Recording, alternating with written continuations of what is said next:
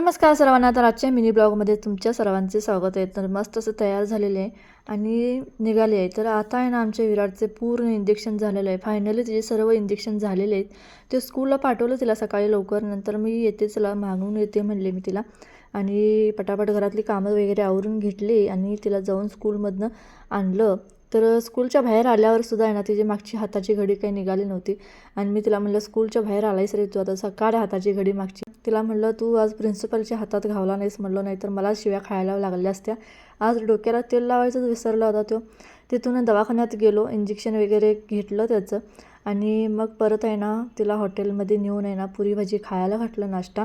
मग तिथून पुढे येताना स्कूलला सोडलं. तर तिला आहे ना म्हणलं नुसतं तुला बाहेर खायला आणि प्यायला फिरायला एवढंच पाहिजे, स्कूल म्हणलं की अंगावर काटा येतं. तर त्याच गोष्टीवर मला लेक्चर देत बसला होता तिथं तो. तिथून घरी आले. घरी आल्यावर आहे ना तिथं घरी येऊस तर बघा ही पप्पांनी पुन्हा रताळं आणल्यात. आता महाशिवरात्री येत आहे तर तिची रताळ्याची गुलाबजाम करण्यासाठी आहे ना पुन्हा ही रताळं घेऊन आलेली. तर आता तिची पण तयारी करायला लागणार. आज करून ठेवलं तर 2 दिवसावर छान मुरतात ते.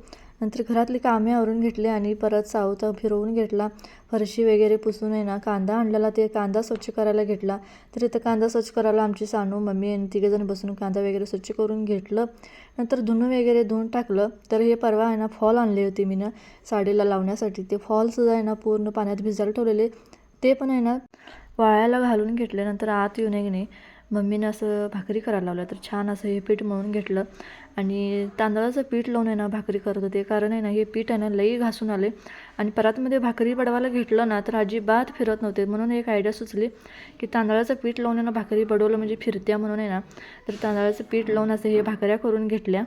किती छान फुगल्यात बघा भाकरी इथं टम अशी. हा तर मी इकडं भाकऱ्या करूच तर ना आमची मम्मी इकडं गुलाबजामुनचं असं हे सगळं रेडी करून घेत होती.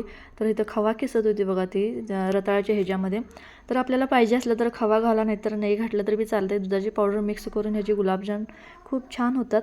मम्मीने एकीकडे मला गुलाबजामची गोळे करून दिली. नंतर दुसरीकडे मी आहे ना ते छान असं तेलामध्ये गोल्डन ब्राऊन होऊस तर आहे ना छान असं हे गुलाबजाम तळून घेतले. नंतर आहे ना त्या पाकामध्ये घालून मुरायला ठेवले.